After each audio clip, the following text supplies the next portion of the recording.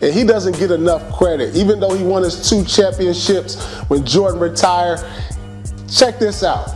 He is the only player in NBA history to win MVP, Defensive Player of the Year, and Finals MVP in the same year. No one else in NBA history has done that in the same year. So yes, Hakeem Olajuwon is the one player that stands out to me that is not in the top 10. And you look at all these players who accomplished so much, no one has ever accomplished that feat. So if you're new to the NBA, then you may not even know that much about this guy. And that's really a shame because he honestly should be a unanimous top 10 player. No questions about it. I don't really think it's people thinking he wasn't as good as he was. I just think it's not truly understanding or knowing how good he actually was. He's often thought to be one of the most skilled players of all time. He's the only big man in the top 10 for all-time steals. He's one of the greatest rebounders ever, one of the best defenders ever, has some of the best footwork we've ever seen, and he's only one of 4 players to record a quadruple-double in a game. And so, who am I talking about? Well, the player in question is Hakeem Olajuwon. Hakeem, in my opinion, is probably the most underrated player of all time. And so, how great was he actually? Well, today we're going to be talking about his career, his crazy accomplishments and resume, and ultimately that'll lead us to understanding why he's ended up being underrated in recent years. But before we begin, if you're new here, I'm Double D. I'm a huge basketball fan and I make NBA videos here on YouTube. So if you're also an NBA fan, or just basketball fan in general, feel free to hit the sub button and click the bell to be notified when I upload more videos just like this one. Alright, let's get into the video. The Houston Rockets, who are represented here by owner Charlie Thomas and his daughter Tracy, select Hakeem Olajuwon of the University of Houston. So believe it or not, Hakeem Olajuwon was actually picked first in the 1984 draft. And why is this so crazy? Well, because he was chosen by the Houston Rockets 2 picks before another guy who also turned out to be pretty good. But the Rockets picked him with the first pick, but of course, being the first pick ahead of some all-time greats like Michael Jordan, Charles Barkley, John Stockton, you have to be a hell of a player.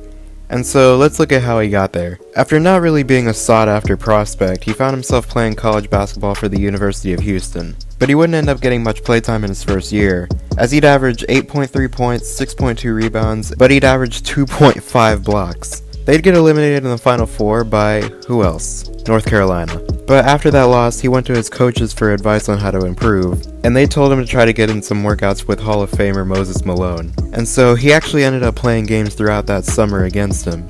And he later stated that, quote, "The way Moses helped me is by being out there playing and allowing me to go against that level of competition.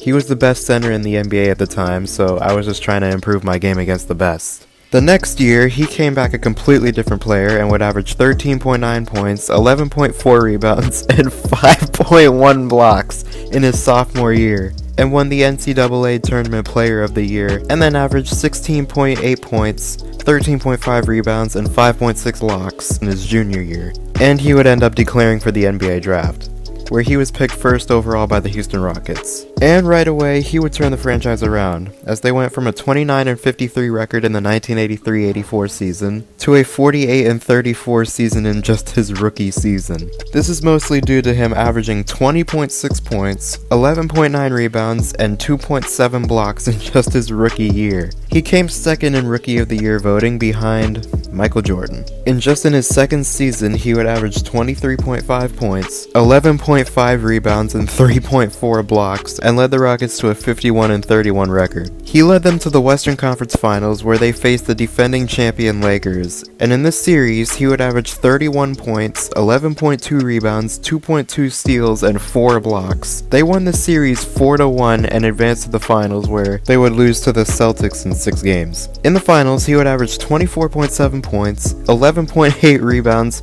2.3 steals, and 3.2 blocks. He did all of this as a 23-year-old in his second season in the league. The next few seasons we would see him continue to put up some unreal numbers while being on some subpar Rockets teams, mainly due to injuries to Ralph Sampson, who was struggling with knee problems. But Hakeem would go on to average 23.6 points, 12.8 rebounds, 2.1 steals, and 3.8 blocks from 1986 to 1993. In that time, he would win a Defensive Player of the Year, lead the league in blocks 3 times, averaging 4.6 blocks in 1990, 3.9 in 1991, and 4.2 in 1993. He got selected to the All-NBA team every season except 1991 due to injury. And oh yeah, that's another thing, he led the league in blocks in 1991 while missing 16 games. He became the 3rd player in NBA history to record a quadruple-double. On March 29th, 1990 against the Bucks, he would record 18 points, 16 rebounds, 10 assists, and 11 blocks. He was selected to the All-NBA first team 4 times, but 1994 would be the year where he would start to be regarded as one of the best centers in NBA history. He would lead the Rockets to back-to-back finals while beating some of the best teams in the West at the time.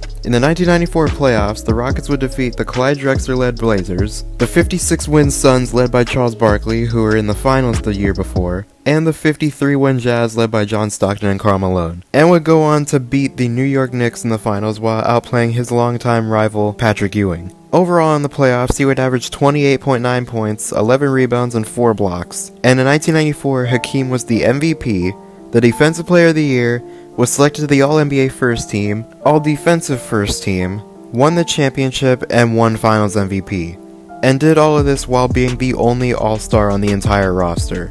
This can easily be in contention for one of the greatest seasons of all time. The next season, the Rockets would end up trading for Clyde Drexler mid-season on their way to yet another ring. The Rockets would end up winning just 47 games, but would end up going through the Jazz and come back from down 3-1 against the Suns. They would beat the 62-win Spurs with David Robinson, Sean Elliott, and Dennis Rodman, and would end up sweeping the Magic with Shaq and Penny Hardaway in the finals. In the 1995 finals, Hakeem would average 32.8 points, 11.5 rebounds, 2 steals, and 2 blocks to win his 2nd ring and 2nd finals MVP. But this will be the last time we ever hear of Hakeem Olajuwon in the NBA Finals, as the farthest he would make it in the rest of his career would be the 1997 Western Conference Finals, where they lost in 6 games to the Utah Jazz. For the rest of his prime, which I would consider to be until 1999, he averaged 22.1 points, 10 rebounds, and 2.4 blocks. He would then play 3 more seasons and retire in 2002 at the age of 39 after various injuries. So in total, Hakeem in his career scored 26,946 points, good for 11th all-time, grabbed 13,748 rebounds,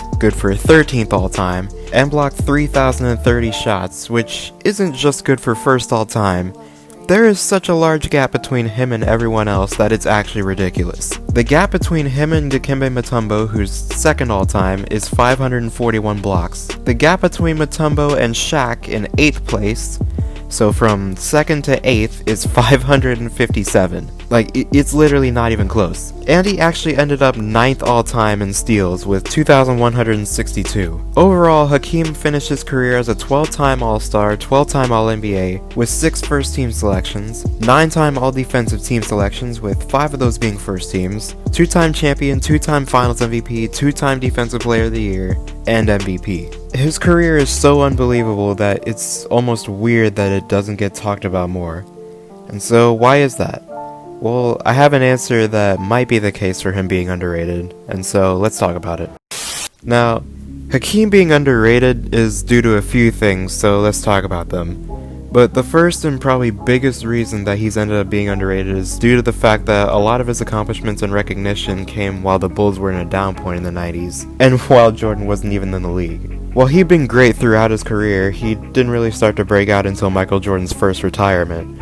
And so with this, all the hype surrounding the Bulls was now gone, for the most part, and there weren't really as many eyes on the NBA as there would have been if the Rockets were going up against Chicago in the finals. But this was amplified by the fact that Houston was a smaller market team at the time. They weren't a tiny market, but they definitely were on the level of, say, the Lakers or the Knicks. And so that was another thing that I believe contributed to it. Then, as soon as Jordan came back fully prepared in the 1995-96 season, that's where the Rockets' title hopes would pretty much end as long as the Bulls were still around. And I feel that if the Rockets were actually able to get to the finals and face Jordan for a matchup or two, then that could have changed. But another reason is also a reason that I believe Kawhi Leonard isn't really idolized right now. I mean, he has fans, but he's not on that level of getting the same recognition of some other top players in the league right now. And it's that Hakeem was usually pretty quiet during his career and therefore didn't spend a lot of time in the media. Definitely not like some other big men in the league at the time like David Robinson or Shaq. And this was only amplified by the fact that he wasn't signed to a major shoe brand at any point in his career. He opted to sign with Spalding as opposed to Nike or Reebok in order to provide lower cost shoes for children. So good for him. But speaking of kids, this is the last reason that I believe he's become so underrated. It's the fact that throughout history, everyone, especially kids growing up, they want to idolize guards in the league. The Clydes, the Jordans, the Penny Hardaways, Kobe Bryants, Steph Currys, all those. And this is due in part to their size and play styles. Almost nobody can relate to being 7 feet tall, and plus the majority of people watching will find more excitement in watching the guards than watching the centers. And we've seen this throughout history. And it's a shame because almost everything I just listed isn't really his fault at all. It's just unfortunate. But even with all that, he's still a top 3 center of all time, should be an undisputed top 10 player of all time, and has a season that can be in the argument for the greatest season of all time. And that's why I believe that Hakeem Olajuwon is one of the most underrated players ever. But with all that being said, I hope you guys enjoyed this video. Subscribe if you're new, hit the bell to be notified when I upload, comment down below what you want to see next, and as always, I'll see you guys in the next one.